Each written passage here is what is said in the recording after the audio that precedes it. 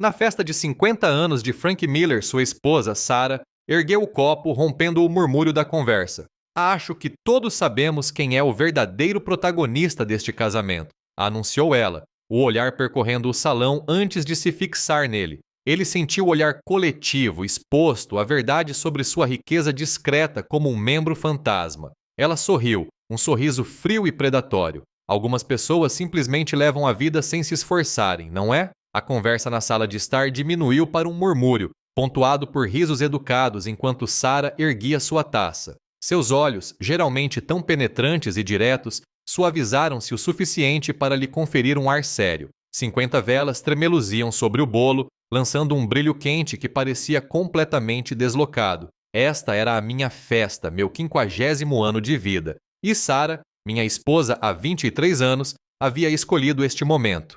Acho que todos sabemos quem é o verdadeiro protagonista deste casamento, anunciou ela, com voz clara e firme. Ela não olhou diretamente para mim, mas seu olhar percorreu o pequeno grupo de amigos e colegas antes de se fixar no espaço acima da minha cabeça. Frank ainda dirige aquele Audi antigo de 10 anos atrás. Coitado. Enquanto isso, estou comemorando minha nova sociedade na Sterling Inn Reed. Uma onda de risinhos nervosos percorreu a sala. Nossa filha, Grace, de volta do primeiro ano em Princeton, ria mais alto, com os olhos fixos no celular, um reflexo do desdém da mãe. Eu estava sentada ali, com um sorriso forçado no rosto, uma fatia de bolo intocada à minha frente. Ninguém na sala, certamente não Sarah, sabia que cada dólar do sucesso da Sterling Inn Reed, cada centavo da mensalidade da Grace na Universidade da Ivy League, cada aspecto da nossa vida confortável, era fruto da gestão discreta e meticulosa do fundo fiduciário da minha família e dos investimentos silenciosos.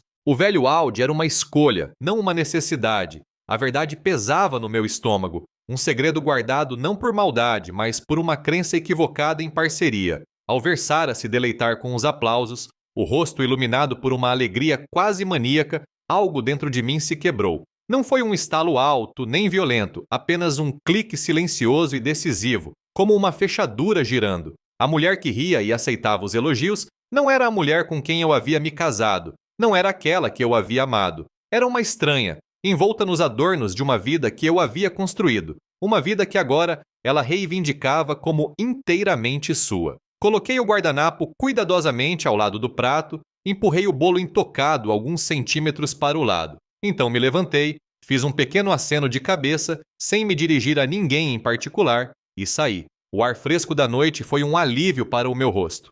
Enquanto caminhava até o carro, a decisão silenciosa se solidificou. Eu iria desmantelar sistematicamente a vida que Sarah considerava tão garantida. Minha própria carreira como consultor financeiro sempre foi discreta, uma gestão tranquila de investimentos imobiliários e tecnológicos herdados, depois que abandonei a faculdade de Direito em Stanford para administrar os bens do meu pai doente. Eu preferia a precisão metódica dos números ao teatralismo do tribunal, e isso valeu a pena, silenciosamente e abundantemente. Sarah, porém, sempre fora atraída pelos holofotes. Eu me lembrava dela em Stanford, um turbilhão de ambição construindo meticulosamente sua carreira naquela prestigiosa firma de Seattle. Sua determinação era feroz, até admirável, até começar a azedar, tornando-se corrosiva. 6 anos atrás, quando ela não foi escolhida para sócia, seu rosto estava tenso, tomado por uma fúria que eu não compreendia.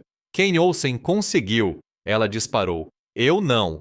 Tentei confortá-la, colocando a mão em seu braço. Ela recuou. O que você sabe sobre merecer uma sociedade? Você nunca teve que lutar por nada na vida. Engoli a mágoa, deixando-a penetrar fundo. A partir daí, sua ambição se intensificou, eliminando qualquer traço de fragilidade. Nossa casa, antes um santuário, tornou-se um palco para contatos, um pano de fundo para sua ascensão meteórica. Ela reformulou sua imagem. Roupas novas, corte de cabelo novo, um novo conjunto de opiniões polidas e ensaiadas. Meu papel em sua vida e em nossos círculos sociais em comum se reduziu ao de um mero acessório, uma presença constante e confiável ao fundo. No churrasco de um vizinho no verão passado, eu tinha começado a contar uma história sobre uma pescaria de salmão particularmente desafiadora. Sarah me interrompeu no meio da frase. Ah, Frank, querido, suas histórias de pesca são tão pitorescas, disse ela, rindo um pouco alto demais.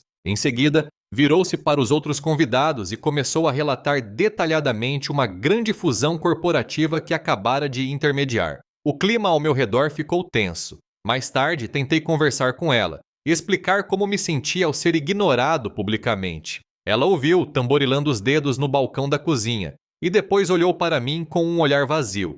"Qual é o sentido, Frank?" perguntou. "É só uma história." Meu ressentimento, antes uma pequena fissura, havia se solidificado em algo duro e inflexível. Alguns meses depois, decidi surpreendê-la com um almoço em seu escritório, um pequeno gesto para diminuir o abismo crescente. A recepcionista, uma mulher nova e mais jovem, deu um sorriso discreto. "A senhora Johnson está com o Sr. Crawford", disse ela, com um tom um pouco casual demais. Quando me virei para sair, Brenda, assistente de longa data de Sarah, uma mulher com olhos cansados e um rosto gentil, correu atrás de mim. "Esse Sr. Miller", sussurrou ela, olhando por cima do ombro. "É o Jim Carter, filho do sócio fundador, e eles têm almoçado juntos. Com frequência ultimamente." Sua voz se perdeu, deixando o silêncio pairando no ar. Sarah chegou tarde em casa naquela noite. Seu perfume não era bem o de costume, algo mais intenso, mais doce. Ela me trouxe uma gravata de seda cor de vinho. "Achei que você gostaria", disse ela, colocando a caixa no balcão. "Uma oferta de paz, talvez? Ou mais um adereço para sua vida perfeita." Certa noite, ouvia ao telefone com a irmã.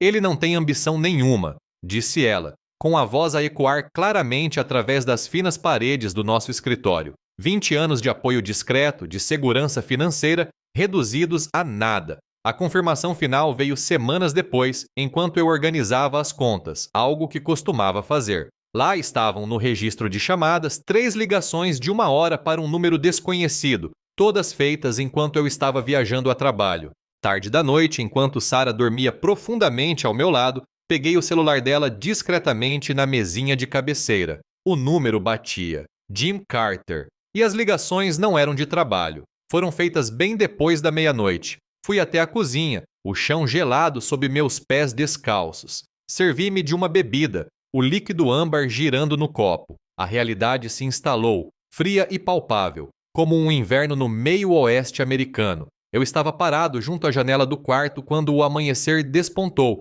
os primeiros raios de luz filtrando-se pelas persianas. Sarah dormia, sua respiração calma e superficial. A gravata bordô que ela me dera, ainda apertada em minha mão, parecia surpreendentemente pesada. Era algo tangível, um nó que prendia sua mentira. A lucidez da noite anterior não se dissipara com o sono. Pelo contrário, havia se intensificado numa fria determinação. Comecei devagar.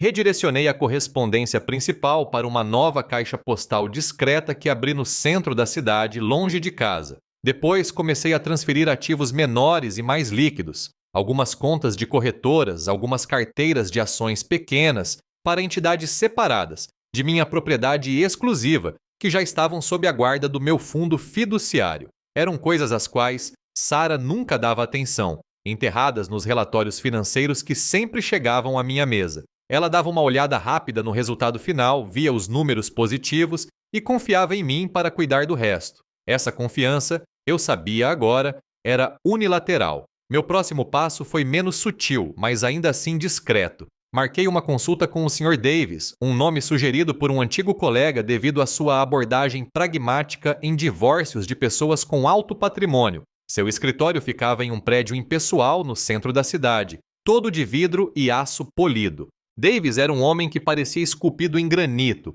com um aperto de mão que transmitia a sensação de um documento legal. Conversamos por 1 hora, discutindo proteção patrimonial e leis matrimoniais no estado de Washington. "Seu fundo fiduciário familiar", afirmou Davis, batendo uma caneta em seu bloco de notas, "é praticamente intocável. Foi estabelecido muito antes do seu casamento e estruturado adequadamente. Essa é uma vantagem significativa." Ele delineou o caminho a seguir, frio e claro. Explicou o conceito de bens conjugais versus bens particulares, as nuances da pensão alimentícia e o meticuloso processo de descoberta de provas. Saí do escritório dele com uma lista de tarefas. A primeira era documentar tudo. As noites em claro da Sarah, suas despesas, qualquer interação sutil com Jim Carter. Criei um arquivo específico no meu computador, protegido por senha, registrando datas e observações com a precisão de um topógrafo. Em seguida, veio a vigilância discreta. Parecia clínica, distante, como observar um inseto sob um microscópio. Um investigador particular que contratei, um ex-detetive da polícia chamado Miller, forneceu provas fotográficas. Fotos de Sarah e Jim Carter, rindo enquanto tomavam drinks em um bar discreto e depois entrando em um prédio de apartamentos comum no centro da cidade, suas mãos se roçando ao passar pela porta. As imagens confirmaram o que eu já sabia, mas vê-las, inegáveis, gravou ainda mais a minha convicção. A fria certeza tornou-se uma âncora. Enquanto isso, a vida continuava seu ritmo superficial. Grace ligou de Princeton, reclamando do aumento das mensalidades. Sinceramente, pai, isso está ficando ridículo. Tem certeza de que vai conseguir pagar isso no ano que vem?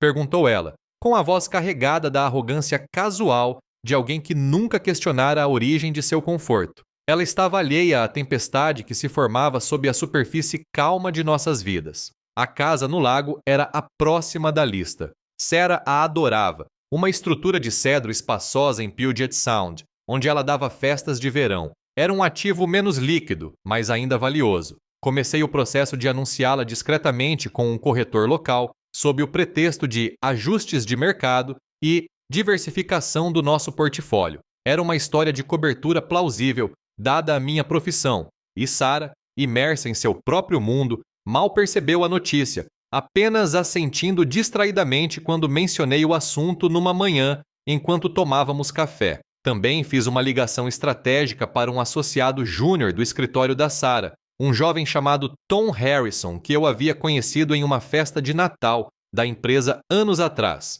Ele era ambicioso e um pouco propenso demais a fofocar. Mencionei casualmente que tinha ouvido algo sobre a reputação de Jim Carter por atividades extracurriculares. Não disse nada específico, apenas o suficiente para plantar uma semente, sabendo que o mundo jurídico prospera com sussurros. Sarah, completamente alheia a tudo, continuou sua trajetória de crescente arrogância. Minha parceria está praticamente fechada, Frank, ela dizia frequentemente durante o jantar, olhando para mim do outro lado da mesa com uma mistura de pena e triunfo. Eles estão apenas finalizando a papelada. Na semana seguinte, durante um jantar em família, com Grace em casa para um breve descanso, sugeri umas férias de verão mais modestas. Talvez pudéssemos explorar alguns parques nacionais este ano? Uma mudança de ritmo? Propus, tentando manter a voz calma. Sarah riu. Querida, não seja absurda. Nós sempre vamos para a Europa. As tradicionais 2 semanas na Toscana. Por que iríamos nos contentar com isso de repente? Grace assentiu, já procurando vilas no iPad. A resposta casual me atingiu em cheio, mas mantive minha expressão serena. Naquela mesma semana, comecei a limitar o acesso de Sarah aos fundos conjuntos. Criei uma conta separada para despesas domésticas, transferindo apenas o suficiente para cobrir contas de luz, água e gás e compras de supermercado, enquanto redirecionava discretamente a maior parte de nossas economias conjuntas para uma nova conta individual vinculada ao meu fundo fiduciário. Pai, preciso de um laptop novo, anunciou Grace por mensagem de texto alguns dias depois. O meu está completamente estragado, preciso dele para as aulas. Sua mensagem, como tantas outras, ignorava completamente as mudanças financeiras drásticas que se abalam sobre eles. Então, Sarah anunciou o que faria no fim de semana seguinte. Tenho um retiro de trabalho com os sócios seniores, disse ela, com um tom alegre, quase eufórico. Nas Cascades, Jim Carter estará lá, é claro. Ela disse isso com tanta naturalidade como se fosse um detalhe e não o ponto principal. Passei aquele fim de semana sozinha na casa silenciosa, o silêncio amplificando o zumbido da geladeira. O espaço vazio ao meu redor parecia frio, mas minha mente estava mais afiada do que nunca, planejando meticulosamente cada próximo movimento, cada recuo, cada passo calculado em direção ao inevitável. Era uma manhã de terça-feira, tranquila e despretensiosa. O tipo de manhã em que a luz era suave, o ar cheirava a café e a vida parecia previsível. Sarah estava sentada no balcão da cozinha, navegando em seu tablet com uma fatia de torrada pela metade no prato. Coloquei o grosso envelope de papel pardo ao lado de sua xícara de café. Nenhum gesto grandioso, nenhum espetáculo público. Apenas um ato silencioso e decisivo.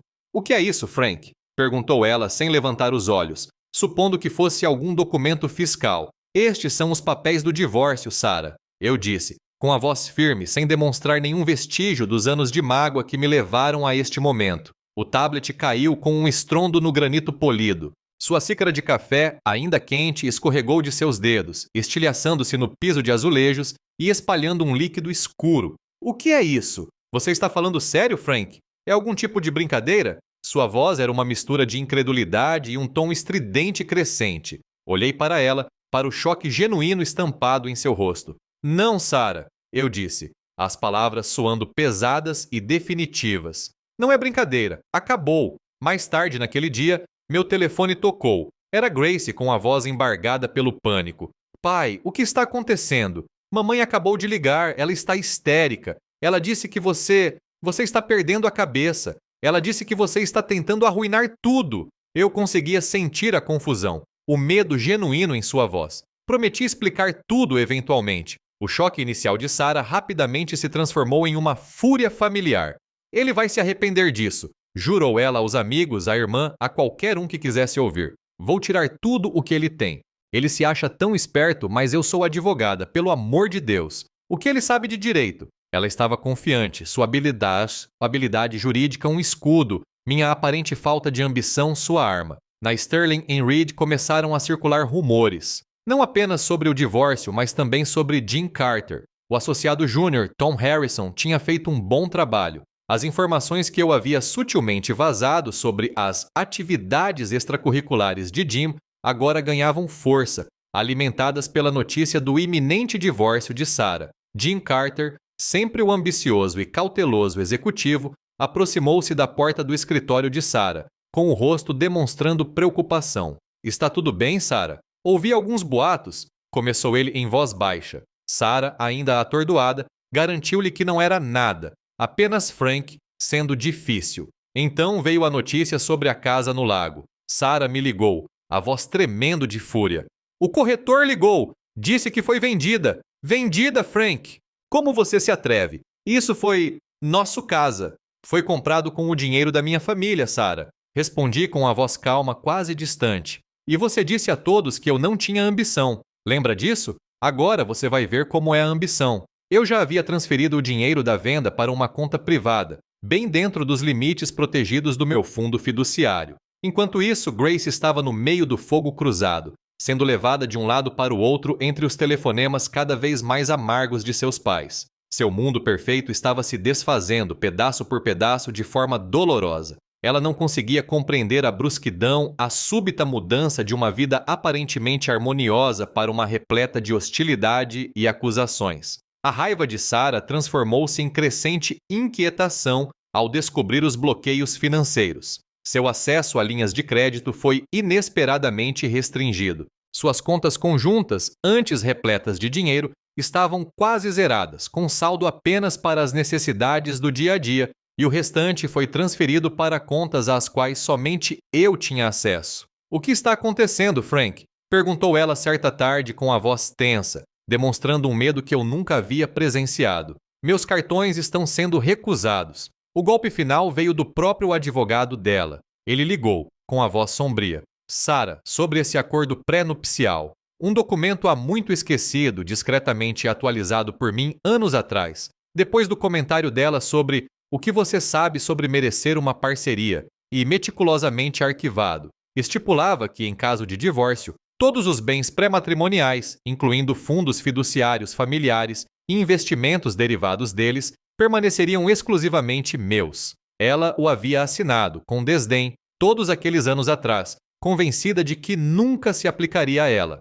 A realidade do meu controle silencioso começou a se revelar para Sarah, transformando sua raiva em um medo desesperado e visceral. A mulher que havia anunciado com orgulho sua história e sua história de sucesso, que havia desdenhado minhas contribuições discretas, agora compreendia a profundidade do meu planejamento. Voltei para nossa casa grande naquela noite. Estava estranhamente silenciosa, um silêncio quase ensurdecedor. Os espaços pareciam vastos, vazios, ecos de uma vida agora despedaçada. Compreendi então o verdadeiro preço de sua traição e a vingança fria e calculada que ela havia desencadeado. A primeira audiência formal de divórcio pareceu menos um processo legal e mais uma performance cuidadosamente orquestrada. A advogada de Sarah, uma mulher perspicaz e teatral chamada Sra. Henderson, me retratou como um marido preguiçoso e sem ambição, que havia se aproveitado da carreira da esposa por 2 décadas.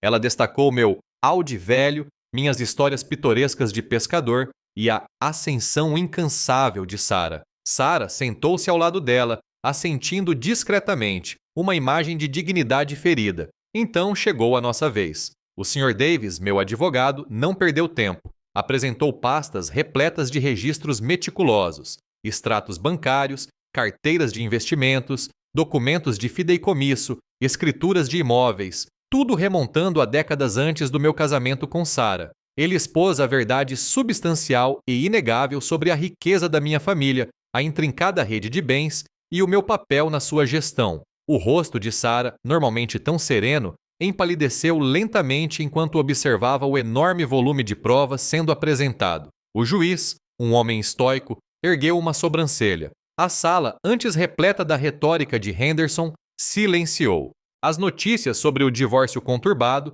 juntamente com as revelações financeiras surpreendentes, começaram a se infiltrar na unida comunidade jurídica de Seattle. De repente, a narrativa da bem-sucedida Sarah Johnson e seu marido discreto mudou drasticamente. Grace me ligou naquela noite, com a voz rouca. Pai, ela começou, sua alegria habitual completamente ausente. Por que você nunca nos contou? Todo esse tempo, todo esse dinheiro, por que você não disse nada? Sua mágoa era palpável, algo tangível do outro lado da linha telefônica. Respirei fundo. Grace, expliquei suavemente. Eu nunca quis usar isso contra sua mãe, nem contra você. Eu queria ser amada por quem eu era, não pelo que eu tinha. Sua mãe valorizava a ambição, o sucesso evidente. Minha ambição era diferente, mais discreta. Achei que ela entendesse isso, pelo menos no começo. As palavras pareceram insuficientes, vazias diante da sua decepção. Na semana seguinte, o Sr. Davis lançou a próxima bomba. Apresentou as provas do caso de Sarah com Jim Carter. Registros telefônicos, organizados cuidadosamente por data e hora, destacando as ligações noturnas. As fotografias de vigilância, nítidas e incriminatórias, mostrando Sarah e Jim entrando no prédio de apartamentos no centro da cidade. Henderson objetou veementemente, mas o juiz permitiu a admissão das provas. Na Sterling Reed, os rumores sobre as atividades extracurriculares de Jim Carter, inicialmente meros boatos, se transformaram em uma investigação interna. Suas conexões e seu nome de família repentinamente passaram a oferecer menos proteção. Sarah, apesar das provas irrefutáveis, negou tudo veementemente. Isso é tudo invenção, gritou ela no tribunal, finalmente perdendo a compostura. Frank está tentando arruinar minha reputação. Ele é um homem malicioso e vingativo. Ela me acusou de falsificar documentos, de contratar atores para as fotografias. Sua negação foi absoluta, desesperada.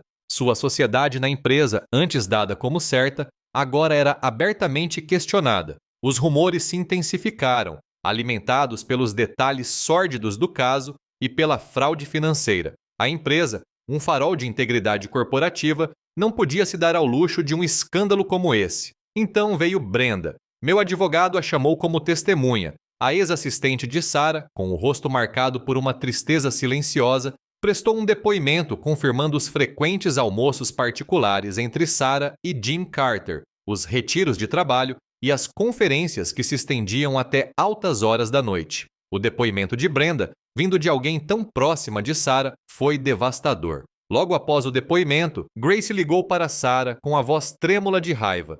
Como você pôde, mãe, com o Jim Carter? Eu ouvi o que a Brenda disse. Você mentiu para mim, fez o papai parecer um idiota. A traição, antes abstrata, tornou-se pessoal e humilhante para Grace. Sarah reagiu com fúria, sua própria vergonha se transformando em raiva. Você é igualzinha ao seu pai, Grace. Sempre do lado dele, sempre acreditando no pior, gritou ela, afastando ainda mais a filha que dizia proteger. Um blog jurídico local, Seattle Legal Beach, repercutiu os detalhes sensacionais. A manchete dizia: sócia da Sterling Reed envolvida em escândalo de divórcio e caso extraconjugal de grande repercussão. O artigo, citando fontes anônimas próximas ao caso, detalhou as revelações financeiras, o caso extraconjugal e a humilhação pública. Foi um desmantelamento brutal e público da imagem cuidadosamente construída por Sarah. Apesar do sucesso estratégico, o desmoronamento da vida de Sarah, o desmantelamento metódico de suas ilusões,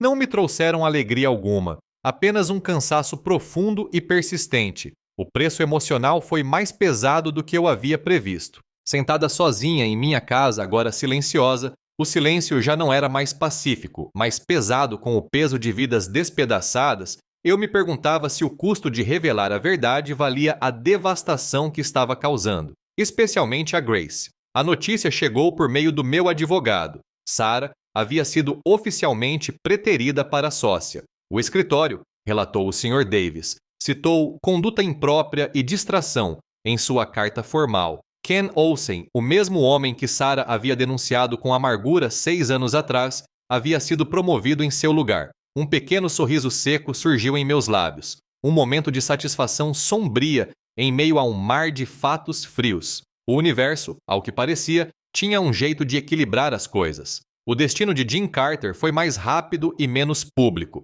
Ele foi incentivado a renunciar, com efeito imediato. Sua promissora carreira, antes impulsionada por conexões familiares, fora abruptamente interrompida. A firma tinha uma reputação a zelar e um escândalo, especialmente um envolvendo o filho de um sócio fundador e um futuro ex-sócio, era algo que eles não podiam se dar ao luxo de ter. Sarah se sentia cada vez mais isolada no trabalho. Suas ligações não eram atendidas. Seus e-mails ficavam sem resposta. Colegas que antes buscavam seus conselhos agora evitavam seu olhar nos corredores. Sua rede de contatos meticulosamente construída, o próprio alicerce de sua identidade profissional, estava desmoronando. Então Grace ligou, com a voz embargada pelas lágrimas que não chegou a cair.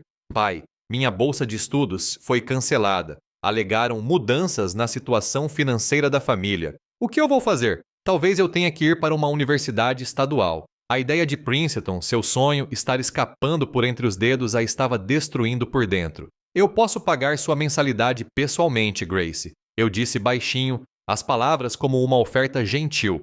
Isso nunca foi um problema. Não, ela respondeu bruscamente. A raiva ainda à flor da pele, ainda direcionada a mim.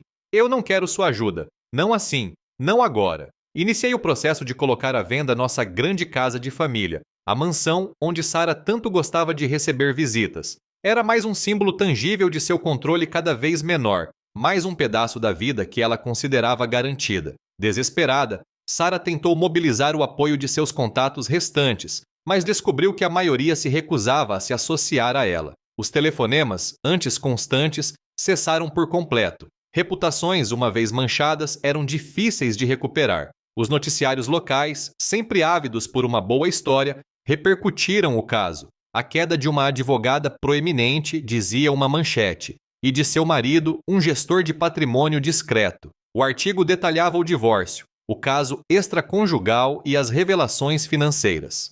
A humilhação de Sarah, antes restrita à sua esfera profissional, agora se espalhou para o domínio público. No tribunal, durante uma sessão particularmente exaustiva, o Sr. Davis apresentou mais provas. Gravações dos comentários desdenhosos de Sarah sobre minha falta de ambição, trechos de telefonemas, conversas casuais que eu havia gravado anos atrás, muito antes de sequer cogitar o divórcio. As palavras, antes dolorosas, agora serviam a um propósito mais frio. Sarah, sentada no banco das testemunhas com o rosto imbuído de uma fúria negada, finalmente desabou. Sua compostura se quebrou, sua voz se dissolveu em soluços. Ela era uma mulher completamente despida, sua fachada destruída. As consequências sociais foram rápidas e brutais. Os convites para conselhos de instituições de caridade e eventos em clubes de campo cessaram. Seu nome foi discretamente removido das listas de convidados. Sua reputação social, antes impecável, foi completamente destruída. Certa tarde vi Ken Olsen no supermercado. Cruzamos no corredor de frutas e verduras. Ele me olhou, fez um aceno de cabeça sutil, quase imperceptível, demonstrando um entendimento silencioso e compartilhado sobre a punição pública de Sarah. Ele sabia, eu sabia o que tinha acontecido. Alguns dias depois, Grace veio me visitar, com os olhos vermelhos e lacrimejantes. Ela estava na sala de estar da mansão, agora repleta de caixas de mudança, o espaço ecoando. Papai, implorou ela com a voz fraca. Por favor, você não pode simplesmente parar? Isso está matando a mamãe. Olhei para ela para a dor genuína em seus olhos. Ela teve 20 anos, Grace, eu disse com a voz baixa e firme. 20 anos para me ver, para me valorizar. Ela escolheu zombar de mim e me trair. O que você esperava que eu simplesmente desaparecesse? Ela não respondeu. Fique até o final para ver como as escolhas custosas da vida se desenrolam. Eu estava sozinho na mansão vazia, o sol da tarde filtrando-se pelas partículas de poeira que dançavam no ar. Uma profunda sensação de solidão me invadiu. A vitória parecia vazia, um peso enorme no meu peito. O preço de revelar a verdade, de executar minha vingança, foi a completa devastação do pouco da família que me restava. A batalha legal se intensificou, cada audiência parecendo uma batalha campal em um tribunal estéril. A equipe jurídica de Sarah, apesar da montanha de evidências contra ela, lançou contra-ataques agressivos. Eles me retrataram como um marido emocionalmente abusivo, um manipulador financeiro que controlava secretamente a vida de Sarah, sufocando sua ambição enquanto acumulava riqueza em segredo. A Sra. Henderson, com um gesto dramático, me acusou de guerra psicológica. Mantive-me firme, com semblante calmo e voz serena. O Sr. Davis, meu advogado, refutou sistematicamente cada alegação, apresentando fatos documentados,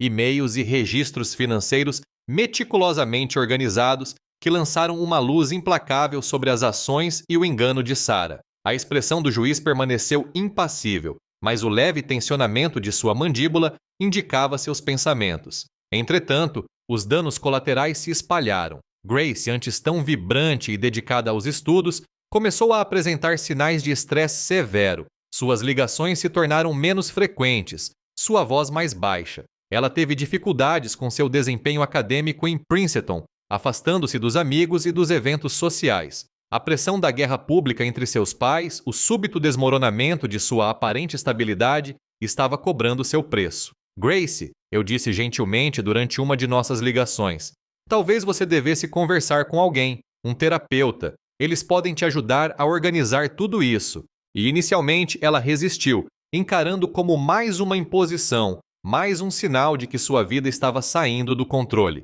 No tribunal, o Sr. Davis revelou mais uma camada do engano de Sarah. Ele apresentou provas de várias contas secretas para as quais ela vinha desviando pequenas quantias ao longo dos anos, tentando construir sua própria reserva financeira, um dinheiro extraoficial fora do meu suposto controle. Foi mais um golpe em sua credibilidade, mais uma lasca em sua fachada que desmoronava rapidamente. Encurralada, o desespero de Sarah aumentou. Sua mente jurídica, antes afiada e conhecida por sua precisão e clareza, agora estava obscurecida pela raiva e pelo desespero. Seus argumentos tornaram-se mais erráticos, seus acessos de raiva mais frequentes. Ela era uma mulher perdendo o controle. O escritório de advocacia Sterling & Reed finalmente se cansou. A publicidade negativa, o escândalo contínuo em torno de uma sócia era demais. Sarah recebeu um ultimato: demitir-se discretamente ou ser demitida publicamente. Ela escolheu a primeira opção, mais um fim ignominioso para uma carreira outrora brilhante. As batalhas judiciais implacáveis e o escrutínio público começaram a me afetar também. O homem discreto, o gestor financeiro que atuava nos bastidores, agora era uma figura pública envolvida em um escândalo, sua dor particular dissecada em tribunais e tabloides. Percebi que a vitória que eu buscava tinha um custo inesperadamente alto para a minha própria paz de espírito. Certa manhã, vi Jim Carter em uma cafeteria. Ele parecia completamente desarrumado, uma sombra do homem ambicioso que eu vira nas fotos de vigilância. Seu terno estava amarrotado, seu cabelo despenteado. Nossos olhares se cruzaram num breve instante silencioso. Não havia triunfo em meu coração, apenas uma sensação compartilhada de perda. Ele sabia o que havia perdido, e eu sabia o preço que havia pago. Então veio a ligação de Grace. Sua voz estava rouca de tanto soluçar. Pai, eu não consigo. Eu não aguento mais Princeton. Eu só quero voltar para casa. A prestigiosa universidade, que um dia fora seu sonho, havia se tornado um fardo insuportável. Apesar da minha própria dor, ofereci a ela um refúgio seguro. Volte para casa, Grace, eu disse, com a voz o mais firme que consegui. Você é bem-vinda aqui. Sem perguntas. Vamos dar um jeito. Sarah, à beira do abismo, fez um último apelo desesperado ao juiz com a voz embargada pela emoção. Ela se apresentou como vítima, uma esposa e mãe dedicada, atacada impiedosamente por um marido rico e vingativo que havia planejado secretamente sua ruína. O juiz, contudo, não se impressionou. Ele emitiu uma decisão preliminar que me favorecia amplamente, reconhecendo a má conduta reiterada de Sarah, suas declarações financeiras enganosas e as claras evidências de seu caso extraconjugal.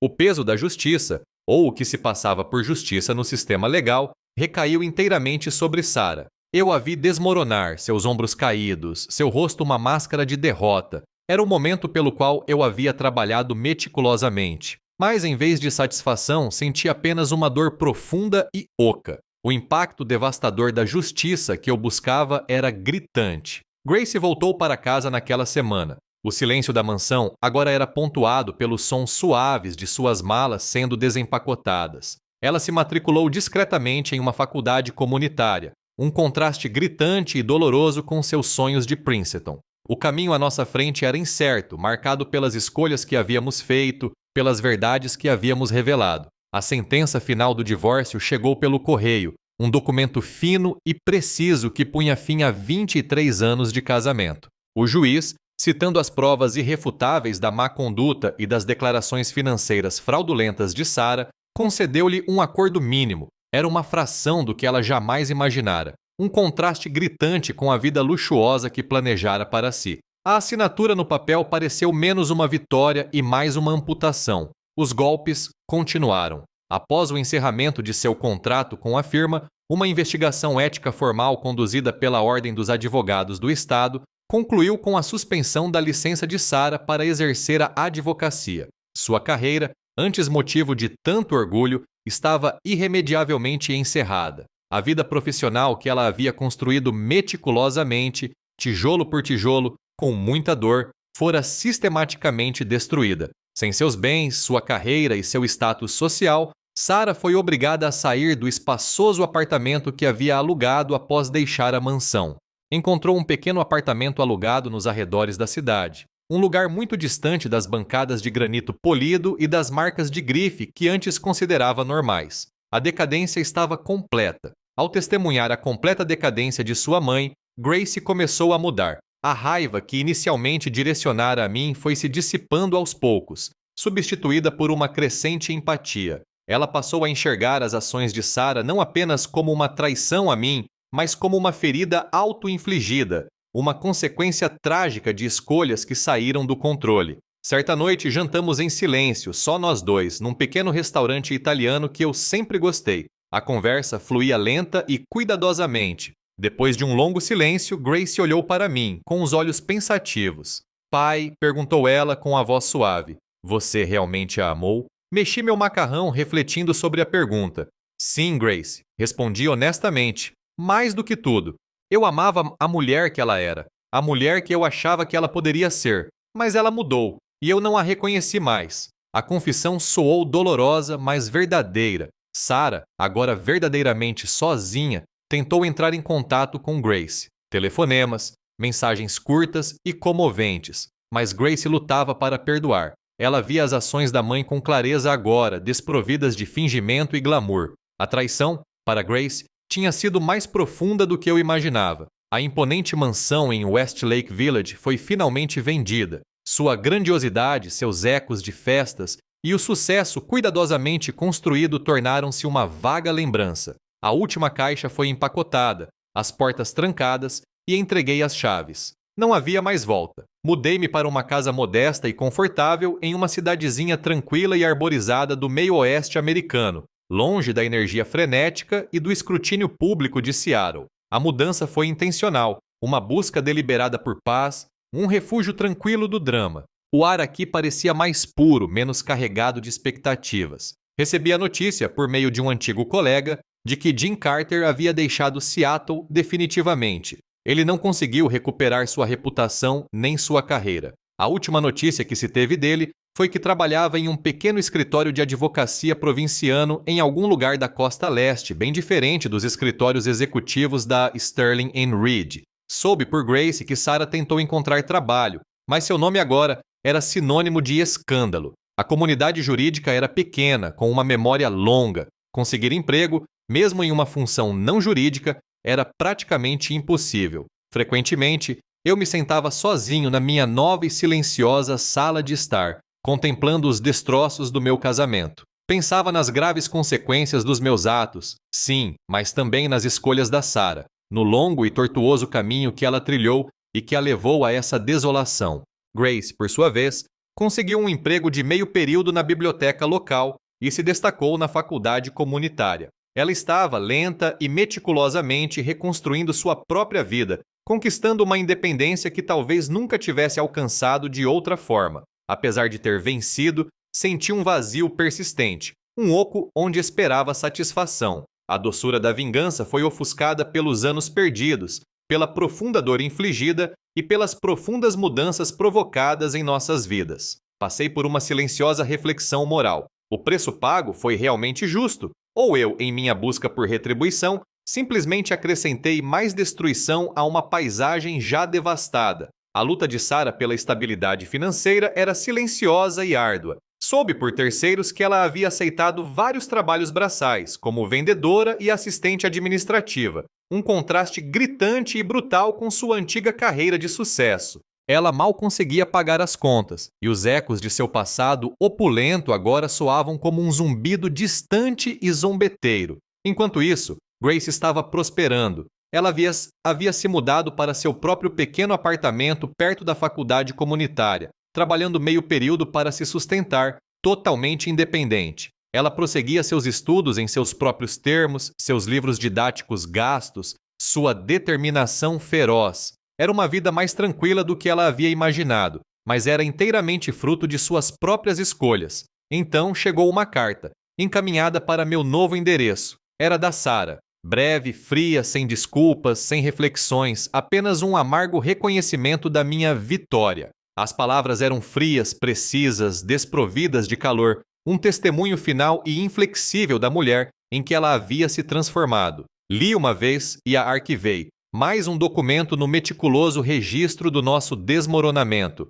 Fiz uma viagem de volta à pequena cidade do meio-oeste onde cresci. As ruas eram familiares, o ar cheirava a grama recém-cortada e fazendas distantes, um contraste gritante com o noroeste do Pacífico. Passei pelo antigo restaurante, pela loja de ferragens empoeirada, buscando a vida mais simples e realista que um dia conheci. As lembranças estavam puras, intocadas pela ambição corrosiva que mais tarde consumiria meu casamento. Lembrei-me de Sarah, mais jovem, em Stanford, seus olhos brilhando com uma ambição genuína e pura. Ela queria fazer a diferença, provar seu valor, antes que a sede por status e riqueza a transformasse em algo feio, algo destrutivo. Uma pontada aguda e repentina de tristeza pelo que foi perdido, pelas possibilidades que se evaporaram, me atravessou. Certo fim de semana, Grace me visitou em minha nova casa. Sentamos na varanda, observando as folhas caírem.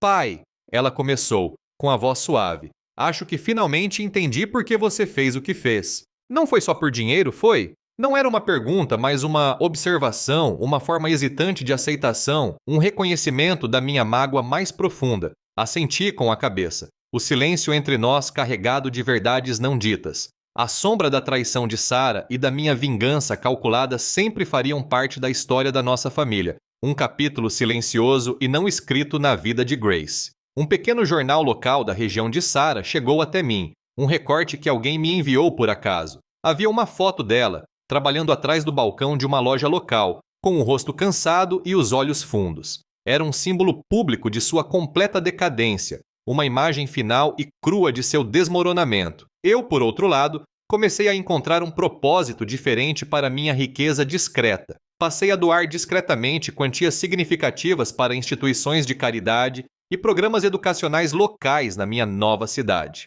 Bolsas de estudo para alunos promissores, fundos para bibliotecas locais, apoio a iniciativas artísticas comunitárias. Era uma forma de usar o dinheiro para o bem, de causar um impacto positivo e tangível, um contraste gritante com a ambição egoísta que havia definido Sarah. Cheguei a considerar a possibilidade de namorar novamente, um pensamento hesitante, quase estranho. Conheci algumas mulheres, tive conversas educadas tomando café. Mas os problemas de confiança do meu casamento anterior pairavam no ar, uma barreira silenciosa que me era difícil de transpor. Percebi que as cicatrizes da traição eram profundas. Grace, agora totalmente confiante, discutiu seus planos de se transferir para uma universidade estadual, com foco em uma carreira no serviço público, talvez em assistência social ou organização comunitária. Era um caminho tão diferente do de sua mãe, uma divergência consciente da busca implacável pelo poder corporativo.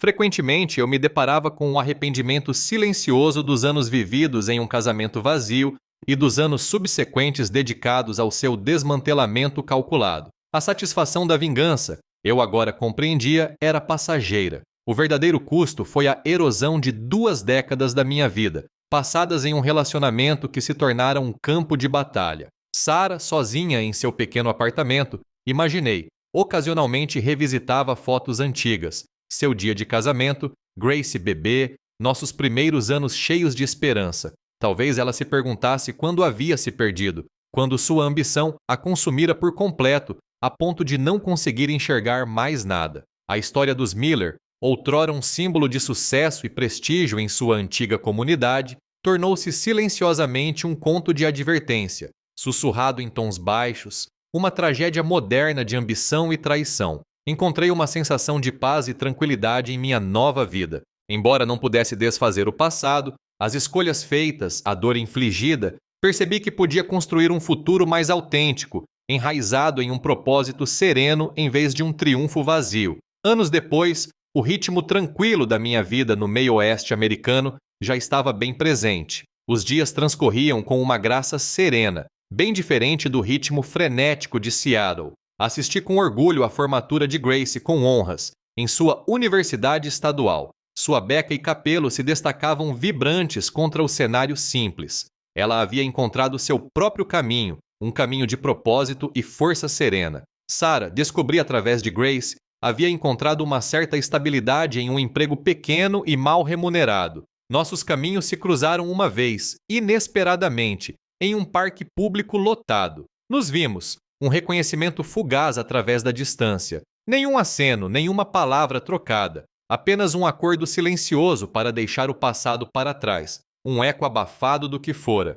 Muitas vezes refleti sobre o preço emocional e psicológico que minha vingança havia cobrado. Vencer não trouxe a felicidade plena, apenas uma profunda sensação de encerramento misturada com uma tristeza persistente. Grace me disse que nos perdoara, compreendendo as complexidades da nossa humanidade imperfeita. Suas palavras foram um bálsamo. Minhas próprias cicatrizes permaneciam, mas já não me definiam. Encontrei contentamento nessa liberdade recém-descoberta, na autenticidade tranquila dos meus dias. A vasta e imutável paisagem do meio-oeste, com seus campos resilientes e céus infinitos, refletia uma paz que eu finalmente havia cultivado dentro de mim. A lição mais profunda, percebi, foi a importância da honestidade e da autenticidade, mesmo quando dolorosas. Jim Carter, ouvi dizer, havia recomeçado a vida em outro estado, longe do mundo jurídico. Sarah permanecia praticamente isolada, seus laços irremediavelmente rompidos por suas escolhas.